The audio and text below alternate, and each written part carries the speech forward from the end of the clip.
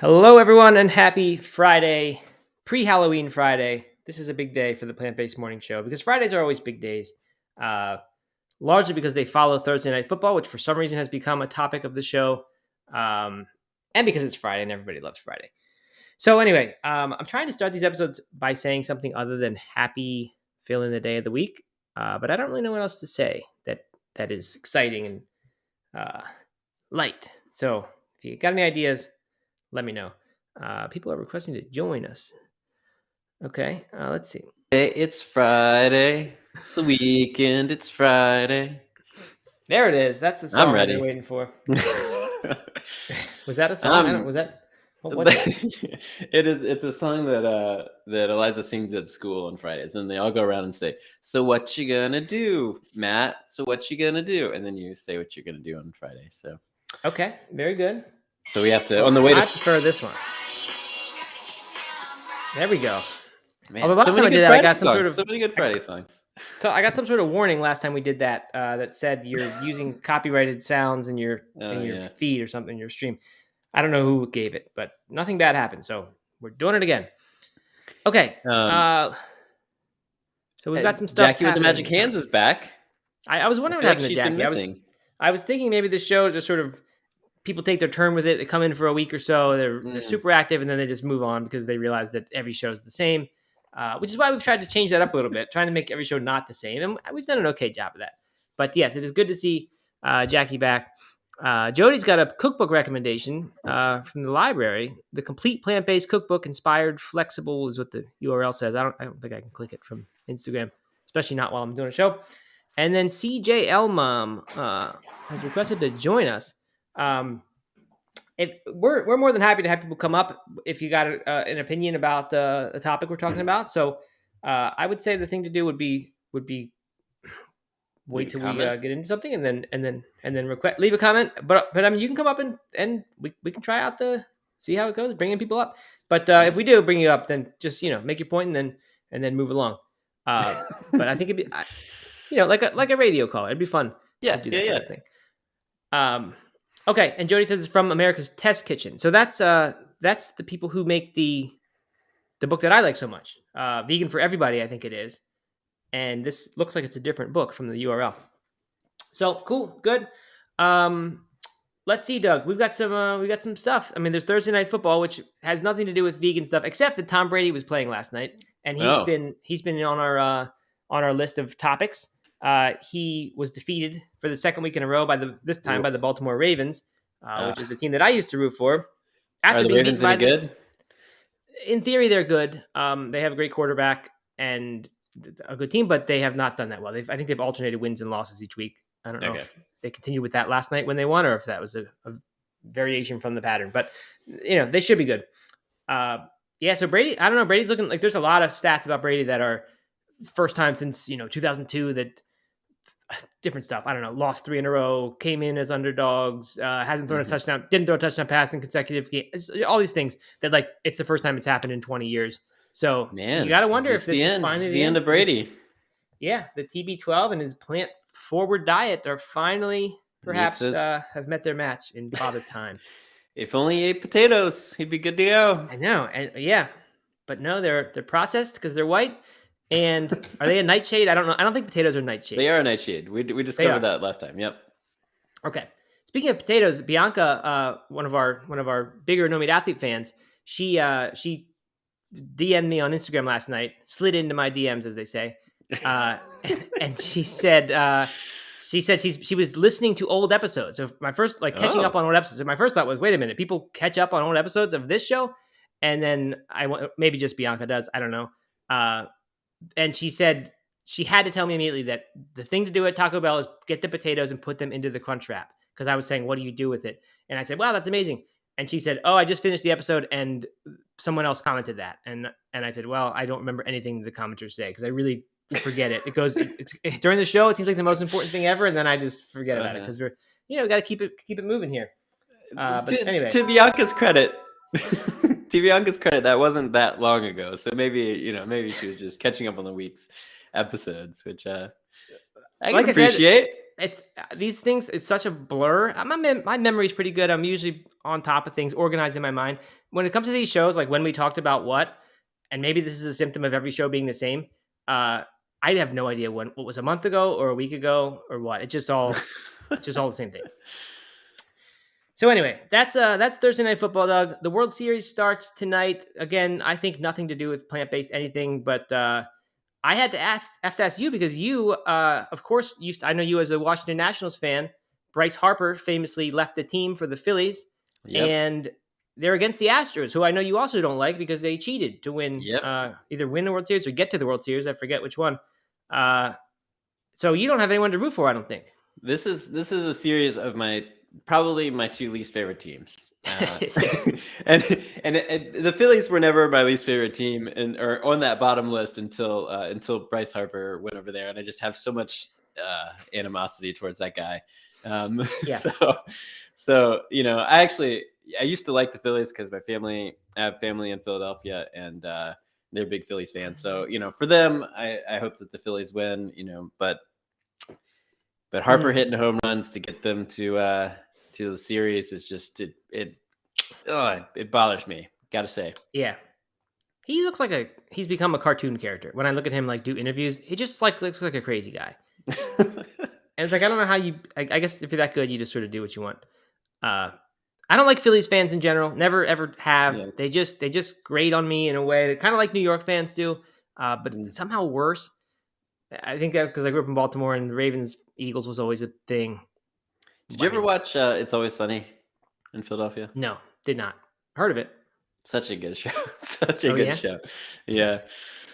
Anyway. All right. So Dale Stevens has chimed in with two important comments. One is that she was the one who said the Crunchwrap potatoes thing last week or a week or two ago. So I apologize that I forgot that. I do value your comments, Dale Stevens. And then she wants to know, what is the Astros story? It was this thing that came out like a year after they won, I think, the World Series, unless it was just got to the World Series. They had a sophisticated thing where they were people spying with cameras or something out in center field on the catcher's signs. They were stealing signs, which is a time-honored tradition in baseball to steal signs. But when you use technology to do it, it seems somehow wrong. And they had this system where there was a trash can that was being banged on that was like in the bullpen, and they were banging a signal based on what the pitch was coming. And the whole team was in on it. It seemed like a lot of them, the superstars, the manager, everybody. So it was a weird thing. And fortunate for them, it happened right before the pandemic, or maybe during the pandemic, that it came out. And so when they came, it was a long time until they played again. And when they did, it was like people were focused on other stuff. So I think they didn't really get much of a punishment, at least as far as their treatment from fans. So, yeah, and they've continued to be really good since then, which I'm sure a lot of cheating gets forgiven when you keep winning. So yeah, from your local fans anyway. Right. All right. So we've got some stuff. Halloween's coming up on Monday. We've got a whole slate of thank you, Veg News, by the way. A whole slate of Halloween articles that Veg News is just cranking out that we'll talk about on Halloween, about the candies and things like that. And it will be useful information that might help somebody on Halloween. Today, they've got one which could be useful. It's not, but it could be about 10 scary Halloween costumes only vegans will understand. So when I saw this, I thought this is perfect. That people at this time, probably a lot of last minute costume people who don't have a costume planned. I had put myself in this camp until I came up with an idea, or actually my daughter came up with an idea. People looking for easy, jokey, last minute costumes. So I thought this would be perfect. But then I started reading it, and it is crazy ideas that I don't know if they're jokes. Like Broken Vitamix is one of them, because people, and they're all like scary in the sense of like sad, I guess. Like you'd be so sad if your Vitamix was broken. So like it's suggested as the costume, but then there's no direction. Like what would you actually do? They don't really tell you. It just says you just need a whole lot of tears to dress as a Broken Vitamix. So I'm just confused. And then an empty bottle of sriracha. Again, just sort of one line. Maybe this one's too scary. I don't know. Just a weird article. I don't know how this slipped through. But whatever. It's fine. Maybe it's just meant to be in fun, and I'm not getting it. Yeah, I think it's all meant to be in jest. But yeah, so, some of it I would. But see, the first one I thought it was real. It was bacon loving hipster, and I thought that I guess if you were going to like a vegan party, or you had a bunch of vegan friends, or you were known as the vegan in your friend circle, and people, had a good time with it, you could do it. And he goes into say what that would be: handlebar mustache, rolled up tight jeans, ironic tattoo you'll get covered when you go back to school for a business degree, plaid, Doug, suspenders. That tattoo joke is pretty funny. Yeah, and then moronic attitude that somehow bacon makes your espadrilles look cooler. So yeah, I don't know. It's just there's a lot of stuff that like is like seems like a lot of anger comes out during this article at the meat eaters. So I don't know, and a lot of them are sort of like require you to act a certain way. So it's almost like you got to act all night, not just dress up. But I don't know. Interesting article. If you want to check it out, go to vegnews.com. 10 scary Halloween costumes only vegans will understand. But Doug, on that note, Ellery gave me a great costume idea that I'm not going to tell. I'm going to show up in it as on Monday on Halloween on this very show, and it will be. Oh, should we wear Halloween costumes on Monday? Well, I'm going to. My plan is made. Okay, let's bring it. This sounds great. What a good idea. Yeah. Can you pull together a costume though that quickly? I have a costume. I'm not going to tell you what it is, but you're not okay. Now that there's a secret, I don't want to. You actually know what it is probably, but the rest of the people don't. So Marty McFly? Not Marty McFly, although that is one of my better costumes. Olaf? Maybe.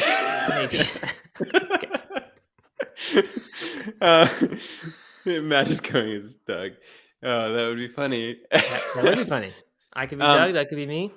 So I want to know if anyone has a truly good vegan themed Halloween costume. What would it be? I want to know. I'm a big fan when it comes to costumes. I'm a big fan of like going as something like a real random thing. I kind of like the broken blender idea. I don't know how you do it, but like something like that. Some of these are okay. I'm gonna continue, Doug, and then I will. I want to read through some of these that are just. I'm not gonna get into descriptions, but just say the idea of the joke. Like one year I went as corn on the cob. It's my best costume I've ever made, like homemade, and I worked on it really hard. It was like a full body box that I had converted into corn on the cob. It had a bunch of cob things coming out, and just worked really hard on it. I was really quite proud of this. Proud of this costume. I wore it in college, I like a good costume that's just like a thing, and you're like, well, interesting. Right. Good. Well, corn will be perfect this year, Doug, with the corn. I know. And the corn song. I don't have that sound dialed up. I don't think. Wish I did. That corn would be pretty good. Seasonal kind of thing. All right. So the other. By the way, Izzy Fisher, our friend, says seeing this show every week makes my week. Hope you guys are crushing that. Is awesome, Izzy. Good to see you. Izzy used to work with us. Anytime you want to come on, Izzy, just put the request in. Drop some knowledge on us. Okay. So the other ones that were kind of funny. 80 cents. And I was thinking, okay, what is it about 80 cents? So you'd have to somehow be 3/4 and a nickel.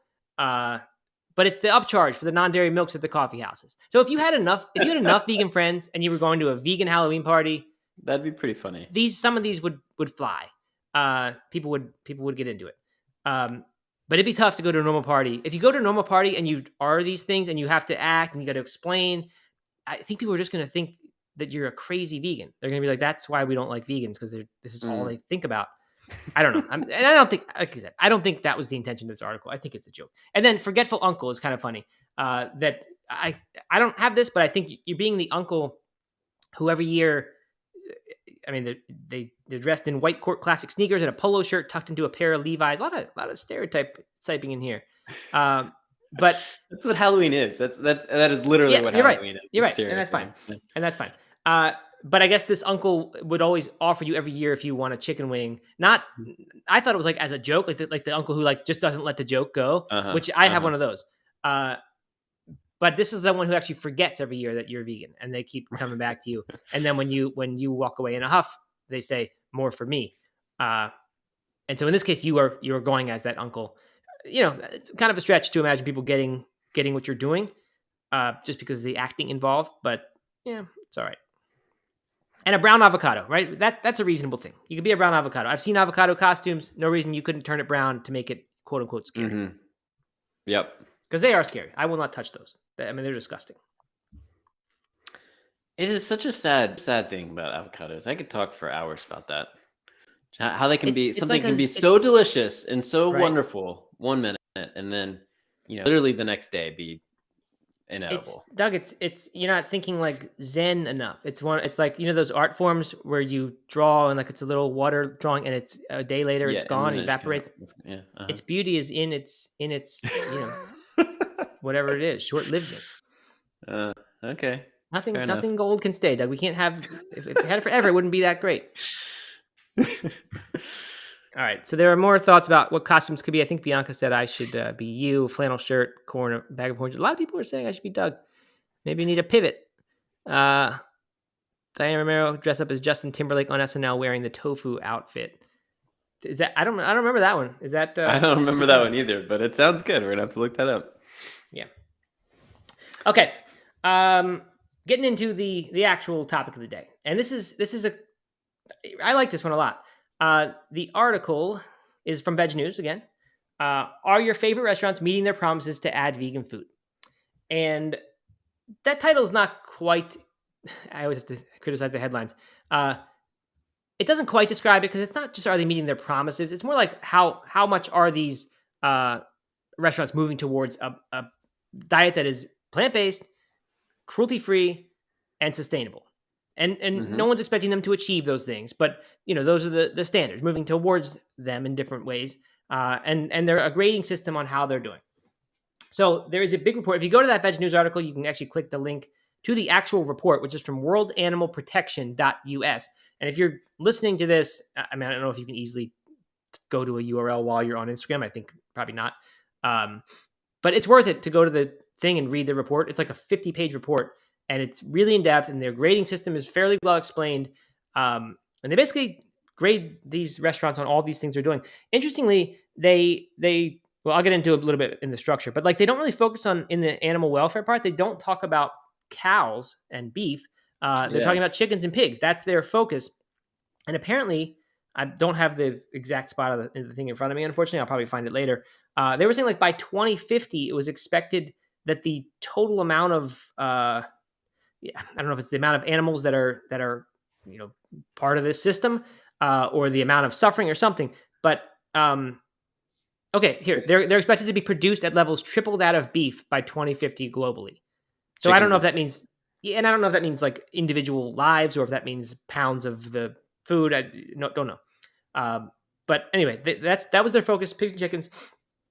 So anyway, the like I said, they had these different criteria that they graded based on. I think one of them was. Do you have them in front of you, Doug? What the actual criteria were? Categories for the rating? Yeah, so they were looking at the suffering of farmed animals, pigs and chickens, the environmental toll, and then also how many plant-based options they have on their menu. Okay. And the way they looked at the suffering was they used two different. With chickens, it was they used the Better Chicken Commitment. So how oh man, it's fine. I don't think we should get caught up in that. So basically, there are three categories: plant-based diversification. These are the grades are provided on. Plant-based diversification, which is how much of your menu is plant-based, how many plant-based proteins, especially, are you offering? Then pig welfare, then chicken welfare. And a lot of it was based on somewhat like how much were you honoring commitments you had made, how big were your commitments, stuff like that. And so they ended up with results. Chipotle to me appeared to be the winner in the plant-based diversification category. First of all, they had 6 tiers. No company, no restaurant made the top 1 or 2 tiers. Which to me, a little bit of alarm bell. This is why people don't like us when we say that like we appreciate what you're doing, but you're not even not only you're not in the first tier, you're not even in the second tier of goodness. You're tier number 3 right now. I just change the scale of the system so that they can be the winner and they can be in the first tier because they're doing a great job. But it's really not that many. So tier 1 is 5+ plant-based menu options. Benefits of plant-based acknowledged. So only 5+ plant-based menu options. It's not that many. It doesn't take much. And the other weird thing is Taco Bell is really low in this. They're tier 4 in the like they're owned by Yum Brands, which is Taco Bell, Pizza Hut, KFC, which every now and then you used to see in one store all three of those restaurants, which was interesting. But anyway, Taco Bell specifically, tier 4 for plant-based diversification. I guess it's because they don't have a lot of different options, and it's the old joke about Taco Bell that they take the same 6 ingredients and combine them 10,000 ways to make new stuff. Maybe that's the problem here, and why they didn't get more points. That carne asada stuff that's coming from Beyond Meat and their partnership with Taco Bell, that will certainly help. But right now, I guess it's just like black beans or refried beans are your plant-based options with potatoes, of course. There's nothing wrong with that. Because that's all they have in the whole restaurant. I mean, besides that, there's what? There's some ground beef and some chicken. Maybe there's steak. But if beans are like 2/5 of the main things you could put on there, that seems pretty good. So I don't really know what happened there, why that didn't score better. Starbucks also got really high scores. They also were in tier 3, which again is the highest score anyone got in this category. That's kind of surprising. I just didn't think Starbucks had that much. But then does that mean like are all their coffee drinks vegan if they're vegan options? Like are we saying half their menu because oat milk and almond milk and soy milk? Yeah. I don't know. But their food items, this mentioned that there was a vegan protein bowl rolled out in Starbucks earlier this year or last year. Not a bowl, sorry. Vegan protein like pack in the little refrigerated case. But I don't remember seeing that. Or if I did, it was short-lived. So I just didn't realize they had a all the time vegan offering like that.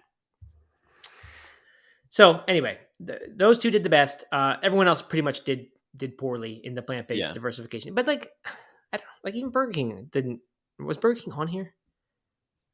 No. So anyway, that's that. In the welfare category, pig welfare, Chipotle got in tier 1 for that, which is good to see that tier 1 is attainable, and also made me really like Chipotle. I'm assuming that this. It appears to me that their grading system is fairly rigorous and like they set up points for different things. And this is not just people, like me going in there and saying, it looks like a lot of plant-based options. This is like actual, they did some accounting here. So that's great. And I don't think anyone else was even in 2 or 3. So good for Chipotle doing that.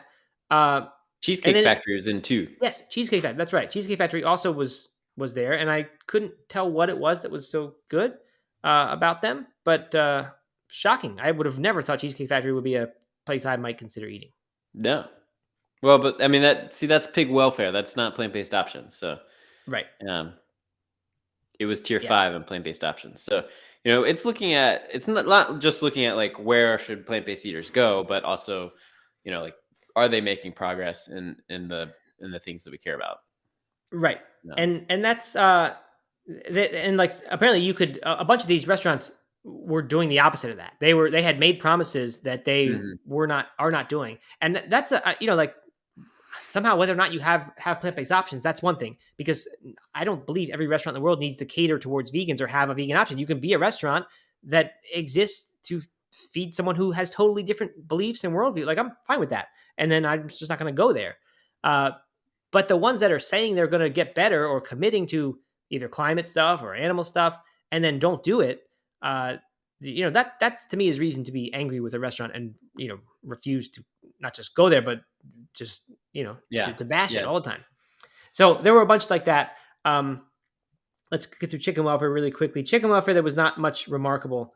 I feel like chickens are just treated as throwaways. Like when you watch the videos of those animal cruelty, like they just act like they're like little pieces of trash. I don't know. It's awful. So sad. It is, and because they're small, it seems like people don't care about them as much. But and birds.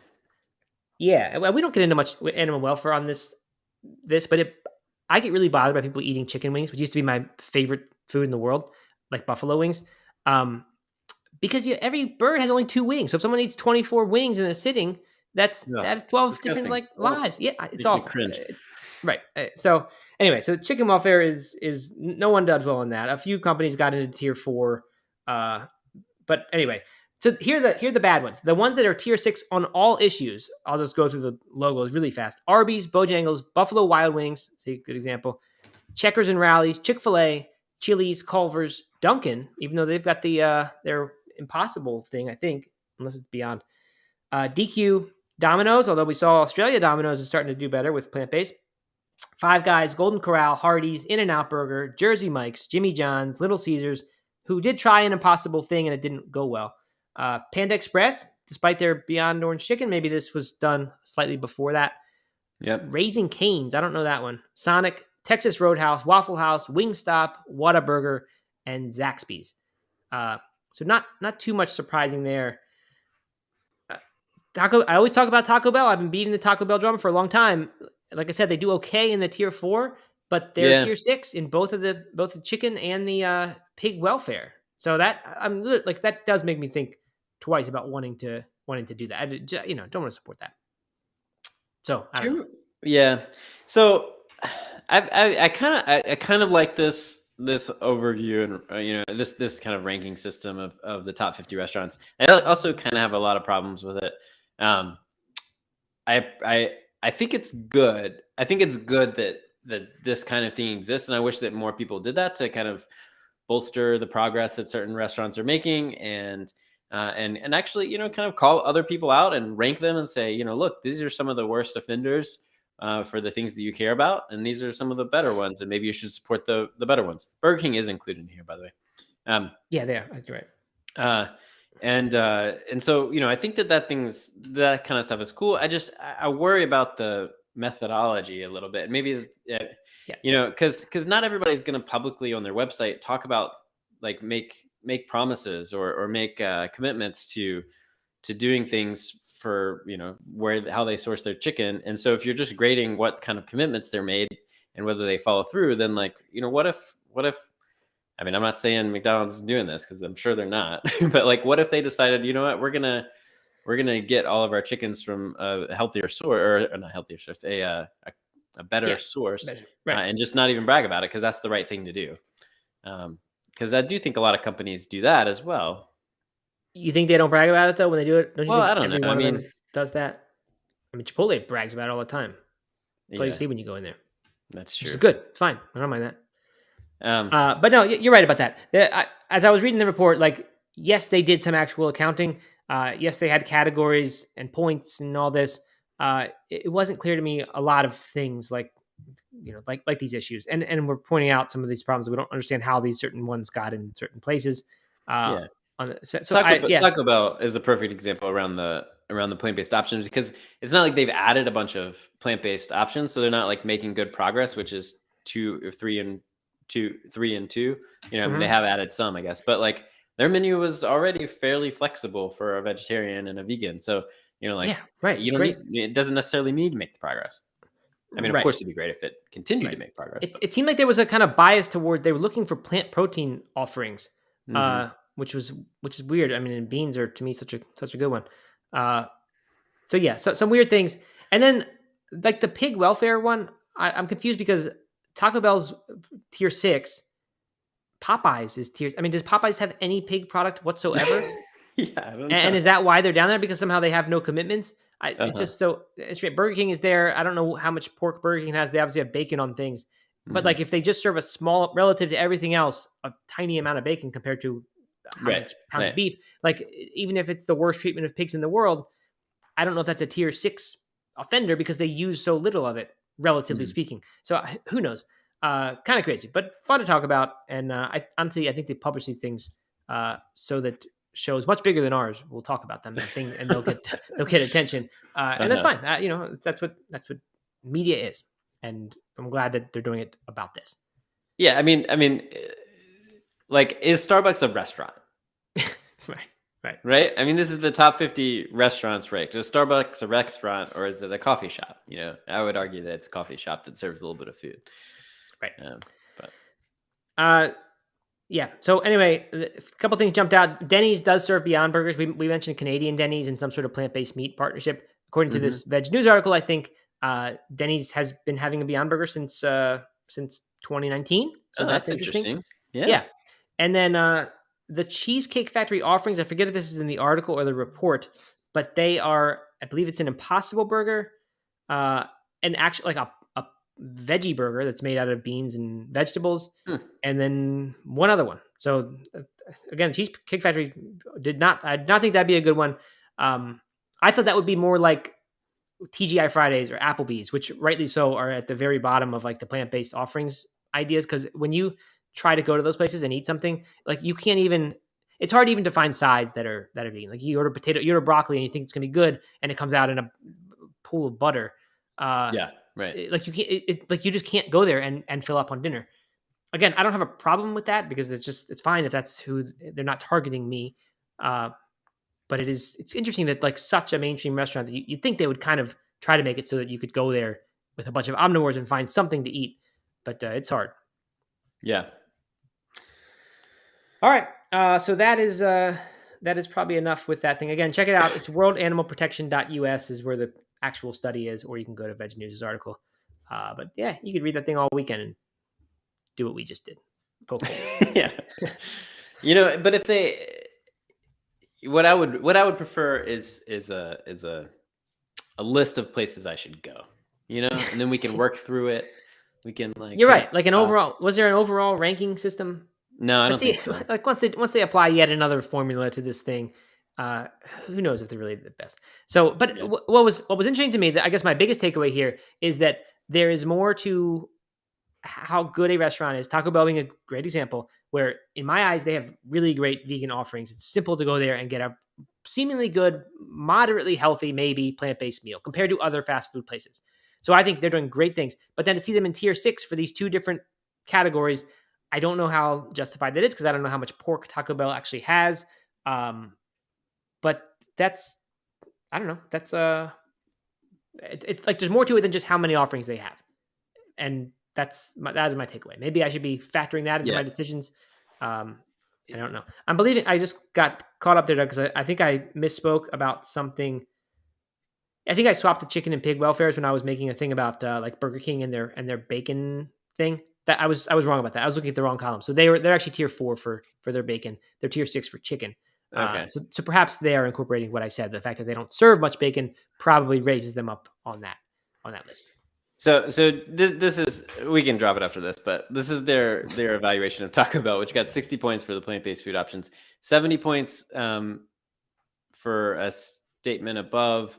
Although Taco Bell has vegetarian dishes that can be made fully plant-based through eliminations and substitutions, they don't offer plant-based protein alternatives that can replace animal products. So they didn't score any bonus points for that. And then they got 10 points subtracted for trialing and discontinuing the plant-based taco beef. So I mean, right? I mean, so like, I don't know. I mean, if it didn't There's work, some real problems with this. Yeah, right. Yeah. Okay. So yeah, interesting points. And they got 60 out of 70, and that lands them in tier 4. Yeah. Is that what you? I mean, that would. No. They got 60 points total. Oh, okay. They started with 70, but then got 10 subtracted because they discontinued one of their plant-based beef tacos. Okay, I see. All right. Okay. All right. We got to shift gears here. Mr. Jeffrey wants to know if I made it to Walmart to get beef tips and not burger. I have not. But no, Doug never goes the extra mile for the show. Rarely. Even when you saw plant-based Hot Pockets in their store, you didn't buy them. Well, it was 6:30 in the morning. It was 6:30 in the morning. Oh no, come on, man! I was getting the vegan crab cakes at 9:30 or 10 p.m. or something that one day. No, we're going to Asheville today, so if I can convince Katie, the problem is Katie's just not into the let's go to Walmart or let's go to Panda Express. Just so you can indulge a little bit. So we gotta put if you do get to Walmart, get the Omni Food stuff. Although that may not be out till later this year. All the pot stickers and such. Oh yeah. Well, no, but I am going to try to get that stuff this weekend. So think of the people, Mr. Jeffrey says. It's not about you. Stop being selfish. All right. So what you're going to ask for? Anything else planned for this weekend that we should know about? Lots of Halloween, festive, fall, festive stuff. So just kind of some of those parties. Nothing huge. I'm going to try to keep my long run streak going. Get another good long run in. How about you? Okay. I don't have much. I'm actually really looking forward to not traveling this weekend because I have to go to Raleigh again next weekend. So I'm going to just lay low, take it easy. One of the puppies gets taken away today, taken by his new owner at 6 p.m. So that'll be kind of nice. He's the biggest defender of the peeing on the floor. So we're not going to tell the guy about that. We'll try to gently warn him. But I do hope this dog is okay. He just seems to have anxiety. I don't know why, because his brother's great. maybe as he matures, he'll just figure it out. But I hope he'll be all right. And it's like a single guy adopting him, and he wanted to adopt him on Wednesday, but he works all day. So I think the dog would have gone from 24 hours a day laying on his brother to sleep to like being in a crate for poor guy. day. I know. It's really hard. The whole process, it just sort of tugs at your heartstrings. It's just, I don't know. Like, I feel like we're doing a good thing for these dogs, but then now we need to say goodbye to them, which is tough, even though they've been difficult. And then I need to imagine what his situation is, because they whine when one goes to get a shot in the doctor's and the other doesn't, and he starts whining because his brother is gone. So it's gonna be a rough couple of days. But then you're bumming me out here. No, it's sad. It's a sad reality. But I'm grateful. I hope the owner is a great owner, and I'm hoping he'll keep us in touch. And if there's any problems, we're gonna make sure that we can get him back and fix him. So I don't know. Put him through boot camp. Yeah. So anyway, so that's kind of what I'm doing. But once he's gone, it'll be a little bit of our life back, because right now it's just all the time watching them. Mr. Jeffrey says, if you have time, of course we have time. What else are we going to do? If you have time, do you have any tips for run streaks? I'm currently just starting my first one ever, and on day 20. Oh, right. You're not just starting. Day 20 is a big deal. No, that is a big deal. Most people don't ever get the streak that long. You're more the run streak king than I am. I live with a run streaker, but I've never gone over 100 or over 80. Yeah. I think that when I struggle, it's been a while now, but when I struggled with run streaks, or when I struggled with my run streak the most, was when I didn't have a plan for when to do it, and it was 8 p.m. and I was like, oh gosh, I gotta go out and run a couple miles just to keep the streak alive. So my biggest we're going streaking. And into the gymnasium. Come on, everybody. Did you just have that on? I got my sound machine up. I have prepared for all situations. No, so it is. I mean, so I think that, Mr. Jeffrey, what I would do is pick a time and try to stick to that as much as possible. Similar to what we talked about here with the Plant-Based Morning Show, of having a set time that you do it and a routine that you do it in. I think that's probably the biggest tip I have. But have fun with it. Get creative with it. Do different types of. I did the meditative running for a while, which you got me into. I think where I was going really slow and really focused on my breath. Tried to run in different places and with different people, so kind of having a little bit of variety to keep it fresh and fun. So I guess those are my two big tips. Anything that you think you've learned from watching your wife do it so successfully? She did it at the same time every day. I think you sort of said I was busy dialing up Will Ferrell clips. Yeah, that's what I said. Yep. That was really important to her, because I would always be like, come on, you don't have to get up at 6 a.m. Like, just do it later. But she just wouldn't, because she it just didn't work that way. And that's when I did mine, which I think lasted something like 75 days. It kind of ended, maybe not exactly because of that, but towards the end of it, all my runs were like after dinner, because I just started pushing it off later and later. So that, for me, that would inevitably happen if I didn't pick a time. And Erin has chimed in and says, look, she looks at every day as a gift to herself with her run streak. And that is true. She absolutely did do that. It was sort of a, being good to herself and doing that, rather than looking at it as a chore. There's a No Meat Athlete post that Doug and I both contributed to. It's I think it's 50 something about what I learned in 50 days of running. No Meat Athlete run streak. You'll probably find it. And it started out as 50 lessons learned in 50 days, and then we expanded it to maybe 75 or 100. So there's some stuff there. But yeah, maybe we need to start at the top of the show each day. We'll say like, hey, happy Monday, October 31st. It's day 24 for Mr. Jeffrey's run streak. Yeah. And every day we'll do that. So you have all this pressure to keep it going. That's right. No, you definitely got to keep us posted. Please do keep us posted. Mm-hmm. Okay. I guess that's it. Yeah. Anything else, Doug, to send us out for Halloween weekend? I don't think so. Have a great holiday. Or I guess a holiday's not till Monday. Have a great weekend. Do something fun, Matt. Is it even a holiday? Is it really a holiday? Non-alcoholic beers. Cook some. I am going to do that. I'll also drink some real ones. You know what I've been doing with the non-alcoholic beers, really quickly? I'm thinking right now, this past week, they were like the early beginning of the week, only have that, no alcohol. Mm-hmm. And it was nice, or no substantial alcohol beyond the 0.5%. It worked really well. On the weekends, what I've been trying to do is I often get to a spot where I'll drink 2 glasses of wine and a bottle's open. I just want to have another one because it's just good times. And that's when I've been switching to the non-alcoholic beer. And so Huh. I've been saving myself one drink each day, each weekend day, and it has worked out really well. It's been nice. I can kind of nurse that beer and just make it last the rest of the day, and it's fine. And I'm not craving that extra glass of wine. So Nice. that's been a good use. So we'll see where that leads me, but I've been doing that. Real quick, we'll go out on this story. Last night, so Thursday nights are my band practice nights, and then I go and play chess with a buddy and have dinner and drink some beers. And last night I went into dinner. I was like, man, you know what I'm gonna do? They have a couple non-alcoholic beers on the menu. I'm gonna drink some non-alcoholic beers. And I sat down. Yeah, the vibe was just perfect. It was cool outside. It was in cozy. I would never do that. I would never order a non-alcoholic beer out. I know. And I looked at the menu and I was like, no, I'm not going to do it. I'm not gonna do it. But I was so excited to tell everybody about it and talk about it today. Okay.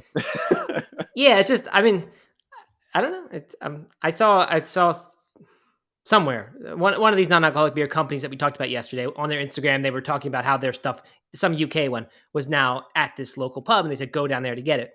And I was thinking, who's going to go do that? Unless it's like you're like the vegan going to with omnivores to dinner, and you just do your thing. Like if you're not a drinker or not a serious drinker, you don't have a problem or something, but you just don't want to drink that much, then you do that, and that could be a way to fit in if that's important to you. Yeah, like Jackie, who's on her sober journey. It's awesome.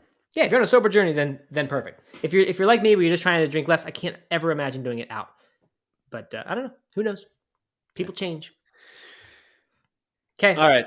That's it. We'll have a happy pre-Halloween weekend. We'll be back on Monday with some Halloween stuff. And Whole Health Experience asked us a question. We can address that on Monday. I don't have a list of favorite non-alcoholic, so let's address it now. I like the Guinness non-alcoholic beer, and we like the Sam Adams Just the Haze. I think those are our favorite ones. I have had a couple of athletics that I enjoyed. I know you didn't like the one you had, but only the one I had, and I still need to send the person my address. I'm supposed to get more of them and try more and report back. So anyway, we'll have more. We'll keep talking about that. Whoever that was, Whole Health Experience. Okay, now we're really done.